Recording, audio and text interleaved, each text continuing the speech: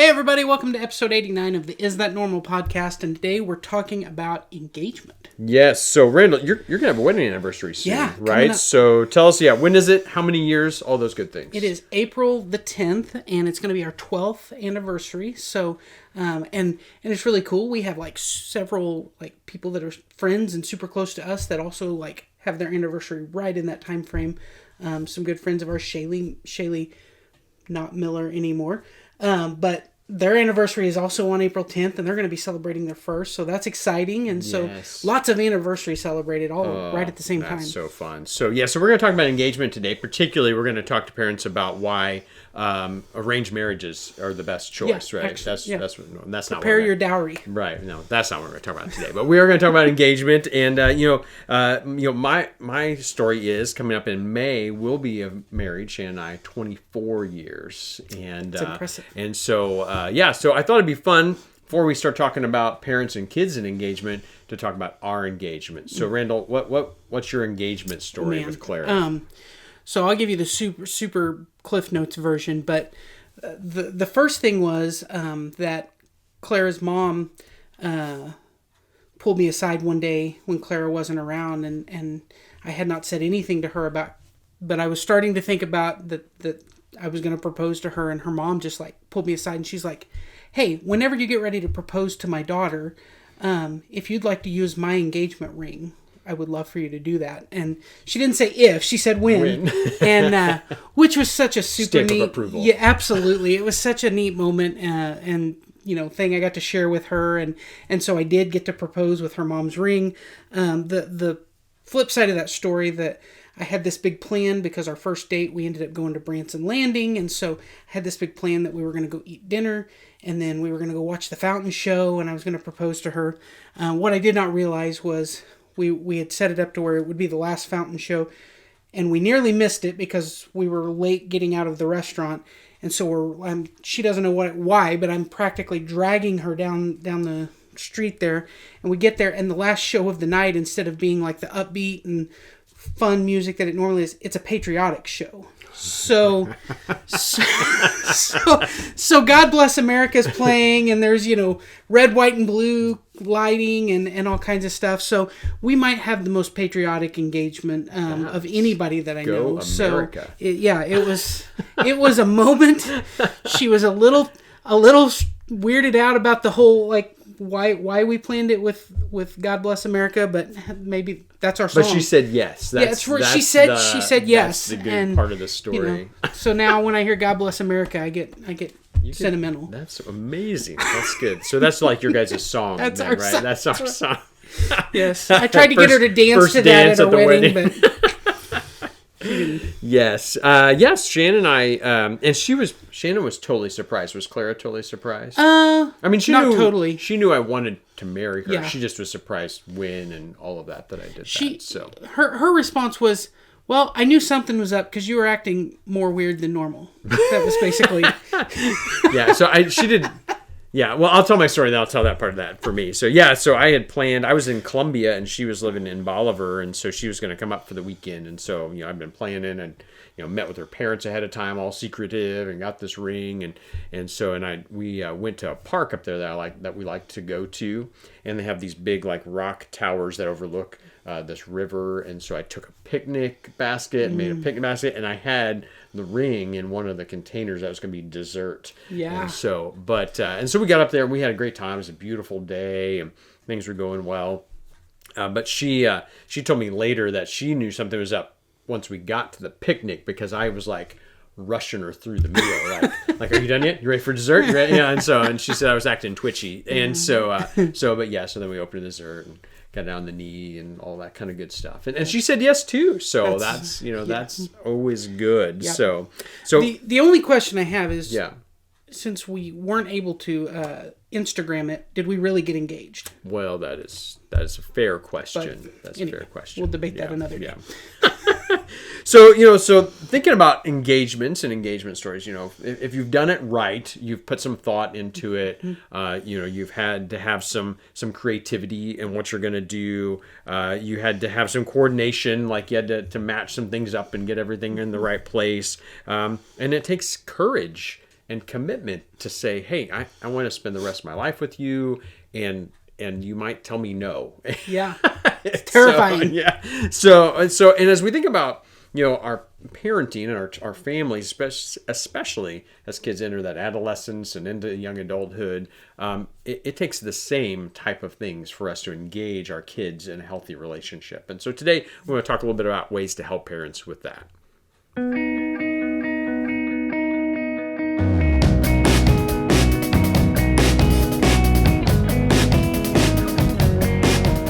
Welcome back. We are really glad you've joined us. And if you're new to the podcast, we would encourage you to check out isthatnormal.org and just check out some of our previous episodes. As we said, this is episode 89. So we're getting right up there close to 100. So we've covered a ton of different topics, and there's just lots of resources available. You can follow us on social medias. We're posting kind of supplemental content along with that. So if you haven't checked that out, do so, and hopefully you find something that some other things that would be useful for you. Yes, yeah. So, Mark, tell us about the idea of engaging our children. Yeah, so increasingly, one of the biggest questions that parents come to me and ask is, how do I get my kids to talk? How do I get them to, to be present with us? How do we have a communicative relationship with our kid? And parents are finding that more and more difficult to know how to approach that. And, I know that communication is very difficult. Always has been. Like, that always has taken work. I think there's some unique barriers that are going on right now in our culture that are making that more difficult. And so, so I just trying to figure out some ways to encourage parents in some really practical things that we can do to start down that path of opening up communication. So it's something I've been thinking about a lot lately.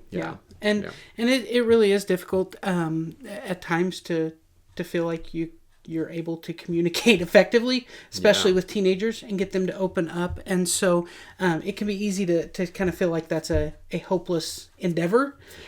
So let's unpack that maybe and figure out what are some of the underlying issues first as to what makes that so difficult. Right. I think as a parent, you have got to be the adult and recognize the barriers, and try to bring your frustration level down, and open your investigative eyes and say, so what's the problems here? Like what is keeping us from having that communication? And I think there's a lot of things it could be, and it's probably more than one thing. I think expectations on both sides of the fence is a big deal. I know in my household, I have expectations about when my kids are going to be present and how they're going to respond, and what their engagement level is going to be. And my kids also have an expectation of, let me stay in my room all the time and never bother me. And those aren't the same expectations. Yeah. So, and so as parents, we have to, see that, what are our expectations? Are our expectations reasonable? Do our kids understand our expectations? What expectations do my kids have that are, kinking up what I want to see happen? And, and so we have to begin asking those questions so that we see why we're maybe not seeing eye to eye.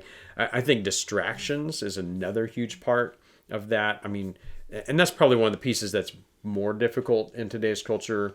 It's the same thing why we're seeing shifts in like the way kids socially interact with each other, is that their ability to be connected or engaged or distracted by other conversations, other relationships, or other media has just like exponentially went through the roof. And so, kids used to have to come out of their rooms to talk to anybody. They used to have to come out of their rooms to have group activity. Well, they don't have to do that anymore. And so there's extra distractions that are a barrier. And as I've talked to young people and worked with young people, they recognize that's not the healthiest thing. It's just, for all of us, it's easier. It's that Newton's law, body at rest, it tends to stay at rest. Like they're there, that's comfortable, and to break them out of that, that distraction is hard. So, and conversely, I would add, it's easy for us as adults to be distracted and miss opportunities where maybe even though they don't come out and say,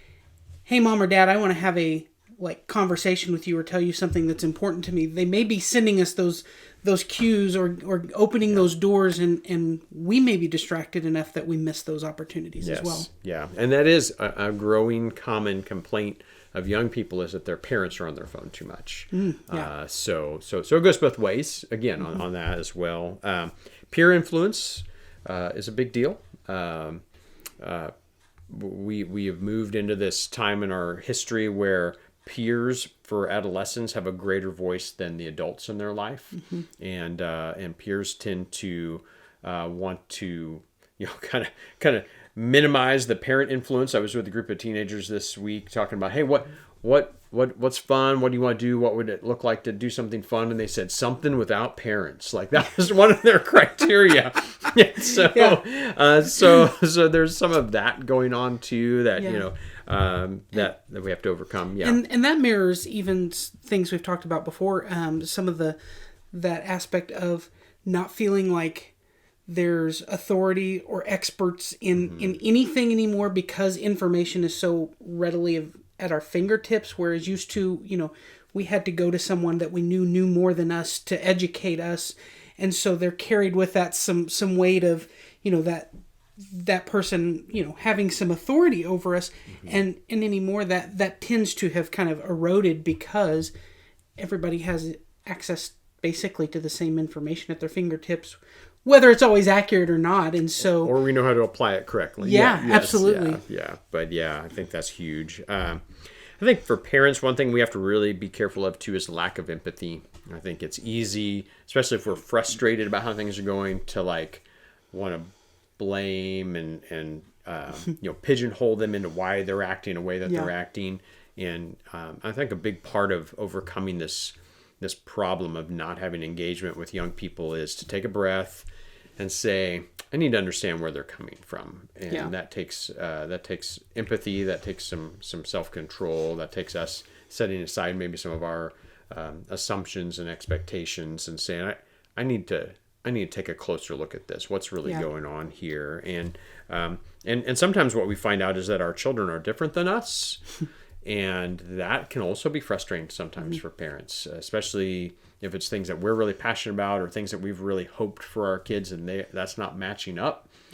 We can get discouraged or jaded about that. And we just have to, again, learn how to try to gain some perspective, have some empathy, and be okay with the fact that our kids may not be what we want them to be. And, and that's a hard thing to say, but we have to learn some of that.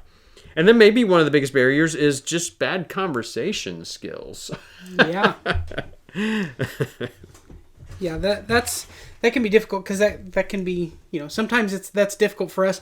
Sometimes it's difficult for teens to have any sort of normal conversation. Yes. And I'll just say this, as the older I get, breaking the ice with young people is more awkward and more difficult as time goes on. But it's worth it to go through the uncomfortable stage to get to the next stage. But you have to have that courage and that planning to say, I'm going to do this. And I would add to that, sometimes it's easy for us as adults to look at the things that maybe are a huge deal in the lives of kids and say, that's a really stupid thing to be completely an emotional wreck over, and have a little bit of that lack of empathy and that dismissal. But oftentimes, we kind of have to transport ourselves back and what were the things that were big deals to us when we were still in that development stage, that it took years of, wisdom and learning to realize that those things maybe aren't as big of a deal. But also, I know from my experience just working with students, sometimes listening in those moments opens the doors for some of those deeper conversations. 100%. Yeah, absolutely. And so, that kind of takes us into, where do parents go with this? So we start identifying some of the barriers, but what do we do? And it kind of takes me back to our engagement stories, Randall. We need to first recognize the importance that we want a continued relationship. That's step one. If we're going to engage and propose some changes or some improvements in our relationship, we have to recognize, man, I really want this relationship to continue. And with our kids, we absolutely want this relationship to continue. So it's worth whatever effort it takes and whatever uncomfortable areas it takes us pushing into to do that. And we have to do our homework. We have to investigate what's going on, where they're at, what's happening with them, what they like, what they don't like. I mean, these are all things that we need to start exploring. And in that, we're going to find out their preferences, maybe find out about their experiences and learn their personality. And when we do that, we're better able to communicate, to appreciate them, and to bless them in the right way when we start understanding those things. So that takes time and investigation. And so we have to be willing to be students of our children, of trying to learn more about them in order for us to be able to engage them better. We also have to be, just like our engagement stories, prepared for rejection, because guess what? Our kids are maybe not super excited that you want to push into their lives and find out more about them. And if we at least at first. Yeah, and if we haven't established that open line of communication to where I'm asking you, significant questions, there may be a level of skepticism of, okay, what are you trying to do, or what are you trying to get at, or so until that is that line of communication and openness is established, you may get some pushback. Yes. And so because of all of that, we have to realize, we're committed for the long haul. When I say yes to this, that I'm going to engage with my kids, this is for better or for worse. I'm going to push through this to the end. But I also realize it doesn't happen overnight. There's going to take some time. There's going to be some ups and downs in this. But over time, we begin to earn trust, build open communication, and suddenly they start opening up. I had experienced this last Wednesday with some students that have been coming for maybe a couple months, and I've been just trying to learn their names and ask good questions and just tell them I'm glad they're there. And I've gotten lots of you're an adult and I don't trust you, or I'm going to give you a one-word answer, to suddenly this Wednesday, they opened up and started having a conversation. And, but if I'd balked at the first kind of signs of rejection or push away, I wouldn't have gotten there. And same thing with our own kids. If we say, hey, I'd like to sit down and have a deep heart to heart with you, and your kid's like, get out of my room, weirdo, and we never go back, then we're going to miss out on that. So we gotta be smart. We gotta be strategic. We gotta give it time and space to grow and build. And I know you've shared even on previous episodes, like with your own kids, even now, even having kind of established that open line, there are days where you're still going to get that kind of shut down, not exactly the response you're looking for, where maybe they're just having a bad day and it's not the right time to have those conversations. Right. Oh, yes. And so, so we've got to realize, what we want to do sometimes when we think things aren't going well is we got to fix this and we got to fix this now.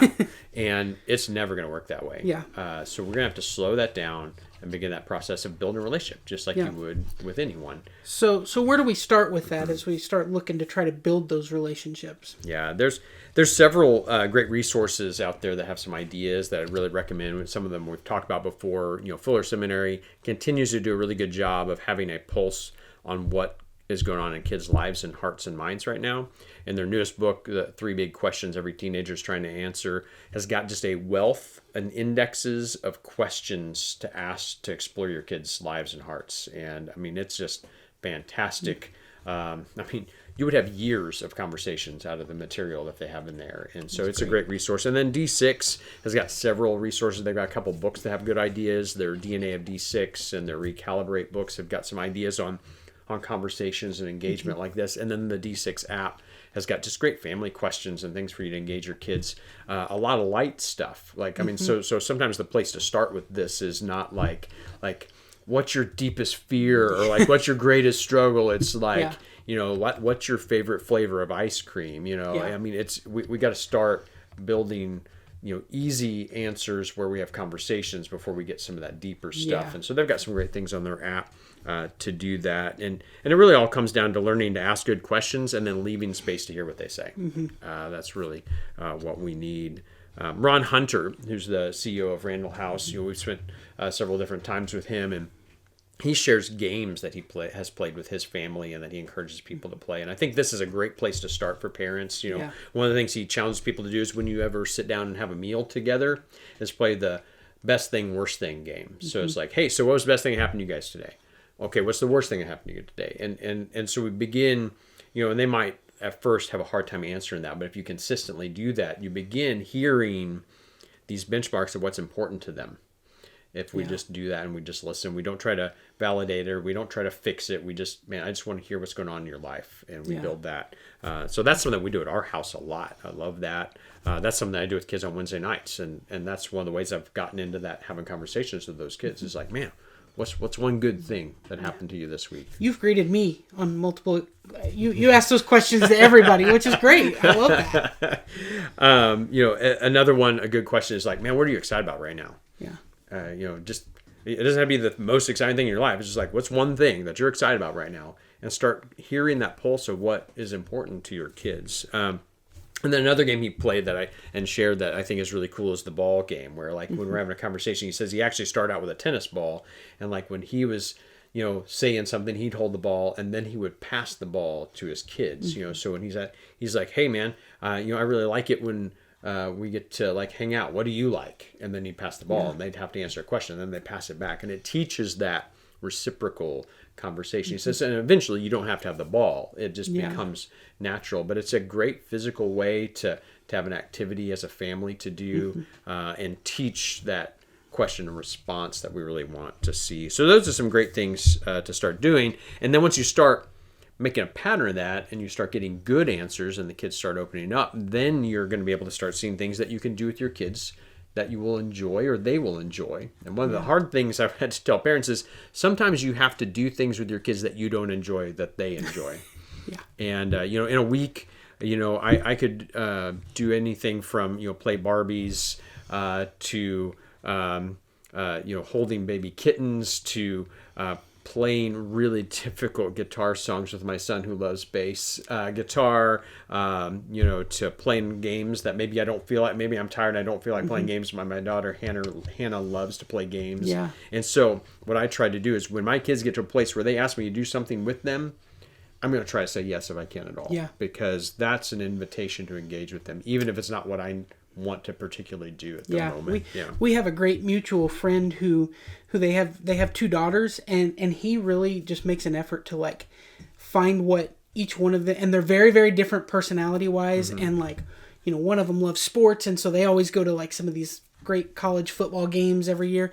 But the other one was like, I want to learn how to scuba dive, and he's like, was terrified. He said, I don't know if I can do it. I don't know if I, but he pushed through that to do that with his daughter. And it's one of those things, if you ask her about that, like she instantly lights up, and it's like one of the highlights of her year is not only getting to learn how to do that because it's something she loves, but the fact that her dad made that commitment to do that with her. It's so been amazing to see. Yeah. Oh, that's so good. Wow. And what that does is, that gets us to a place where this is about relationship, not performance. Yeah. So often I think that's a challenge between parents and kids. Kids feel like parents are just looking for their performance, whether it's in academics or sports or whatever activities they're in, rather than just being with them. Yeah. And we've got to get past that. We've got to get to a place where they know and we know that we just enjoy being together. And that's when we truly get that engagement that we're looking for. Yeah. Lots of great stuff, lots of great practical things that we can start doing to kind of ease into that. So last thoughts. Yeah, this is a process. It's not always going to go well. We're going to make mistakes. They're going to make mistakes. They're going to retract. When we don't do it well, we just need to apologize and keep moving forward. When they don't do it well, we need to give them grace and keep moving forward. And because engagement is worth the effort. Yeah, absolutely. So as we wrap up today, our 2 takeaways. The first is to try some of those games, those conversation starter games that you mentioned, and we'll have links to those resources that are available. But try one of those out this week. And then the second is to subscribe to our podcast so that you never miss new content. Be abnormal.